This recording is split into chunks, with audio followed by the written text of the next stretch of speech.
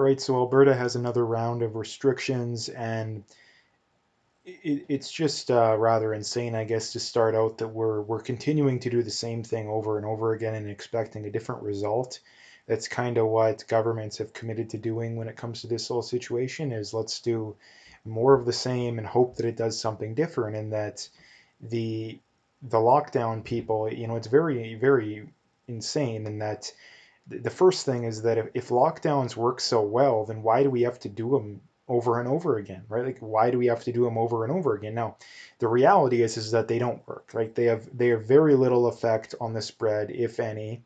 The reason why governments are doing them is because they need to give people the appearance that they're doing something because the mainstream media and governments has gotten people whipped up into a frenzy thinking this is doomsday, and if they don't quote unquote do anything, it's going to make them look bad. So this isn't, they're not following the science on any of this kind of stuff. They're not listening to the experts. I mean, there's experts that are saying everything. Like, this is the one thing that I can't stand too is you have all these people saying, oh, doctors say this or experts say this. Well, there's plenty of experts that have said the lockdowns don't work. I mean, even the WHO doesn't support lockdowns anymore. So it is the quote unquote consensus that we shouldn't be doing lockdowns. Now, again, the one thing that you'll hear from the lockdown zealots is, oh, we're not actually locking down, right? Because according to them, anything less than, literally forcing everybody to stay home no matter what, no questions at all, anything less than that isn't a lockdown, right? But that's pure insanity. Number one, because it's not realistic to do that without absolutely destroying people's livelihoods. Like, it would do so much more harm than good to do that. It's not even funny. And number two, it probably wouldn't even work. It would temporarily reduce the cases, but in the long run, I don't even think it would have much of an effect. So this is the problem with the people that support this kind of stuff, but don't necessarily agree with full-on lockdowns, which I think is a lot of people, is that they're naive enough to think that the government and these people are going to be reasonable, but that's not the case.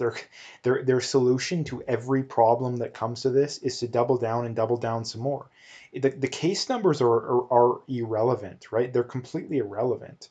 Number one, because there's a lot of false positives, and number two, cases the even if you are positive, they have no idea that you have the virus, right? Because the PCR tests aren't directly testing for the virus. That's the problem too, is that number one, they yield a lot of false positives, and number two, they have no way of knowing for sure whether or not you have it.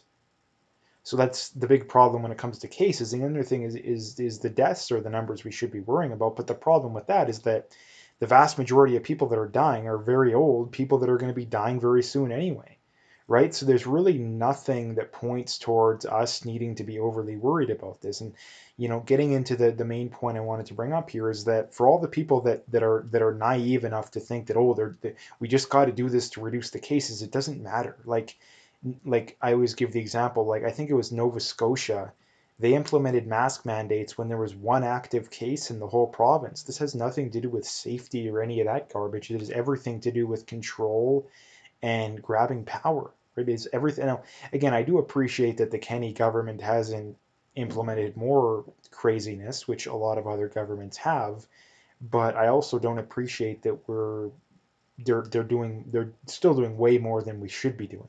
Because this is the thing that I really can't stand from the people that defend this stuff is that they claim, oh, I understand there's arguments on both sides and we're trying to, strike a balance between the two, but they're really not.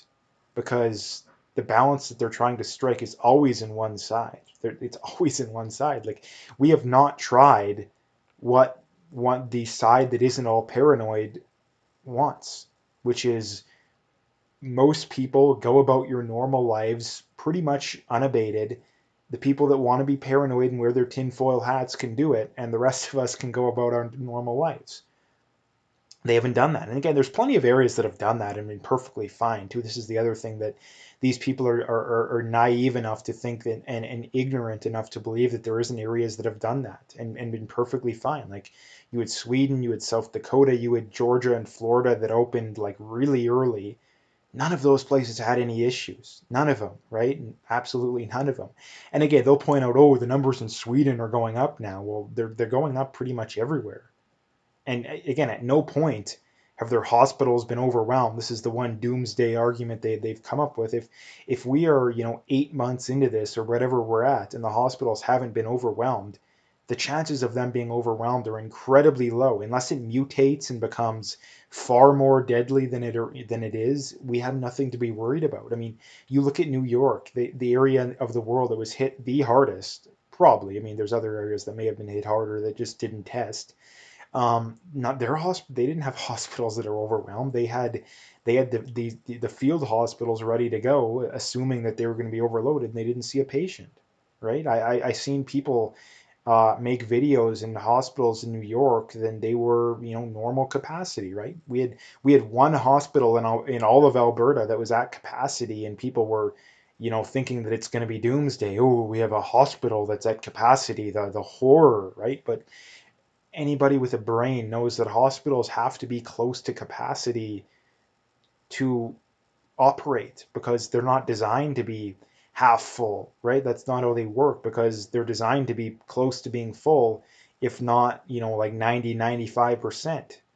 Because if they're not, they're going to be losing money, which means they're probably going to have to close down. And this is something that these lefties, it just goes completely in one ear and out the other, because in their mind there's unlimited resources, right? If we don't have enough money for healthcare, we can just print more money to pay for it, right? If we don't have enough money for public schools, we can just print more money, and we can just basically, money grows on trees to these people, which is why they think that we can constantly do this kind of stuff. So anyway, my prediction for this is it's not going to do a whole heck of a lot. I don't think it's going to do a whole heck of a lot.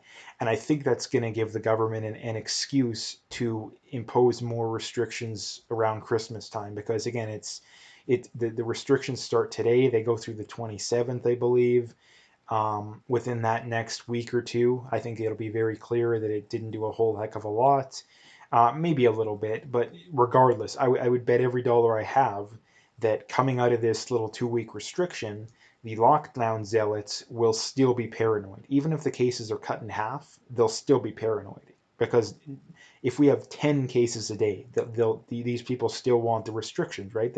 The cases are completely irrelevant for the other reasons I brought up. And the other reasons being is that no matter how many cases there is, there's still going to be a large percent of the population that's going to be paranoid, because people decide whether or not they're worried about things based off usually what the news tells them and what the government tells them. If the government started telling people the earth was flat, give it a generation and the majority of people would believe it. So when it comes to these situations, it's all about perception over reality. It doesn't matter what the reality is, it matters entirely what the perception is. Because the reality is that it is the flu, but it's, a little bit more contagious, right? The death rate's pretty much the same as the flu. It's less than the flu for people that are below median age, especially like school age kids. It's significantly less than the flu. So again, unless you're older or have serious health conditions, that you have nothing to be worried about. So anyway, that's the first thing I wanted to bring up. The next thing to bring up is from Tom Quiggin, and he says, unfortunately, Canada is becoming a focus of U.S. election vote counting issues as misallocated votes become a factor. Dominion Software is owned by Canadian John Poulos, who hired a lobby company run by the aide to Nancy Pelosi, and is also donated to the Clinton Foundation. Again, so this is just more evidence of shady stuff going on when it comes to the U.S. elections. Now, I believe these are also the machines that are used to run Canadian elections, so it's highly likely that our elections have been compromised and will be continued to be compromised as well. Now, again, we do have voter ID laws in Canada, which helps a little bit, but that still doesn't deal with the issues of the machines, having mysterious, issues that are very too much of a coincidence to be a coincidence, I think. So that's something, again, just another piece of evidence that I think points towards the fact that there is clearly some shady tactics, to say the least, going on in the U.S. elections, and I think that this kind of stuff needs to be investigated.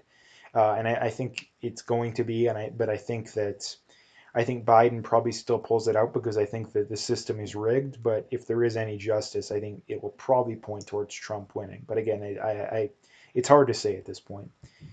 Um, Again, this is from Candace Owens, and she says, this is from the Philly GOP saying, these are some of the people who voted in Pennsylvania.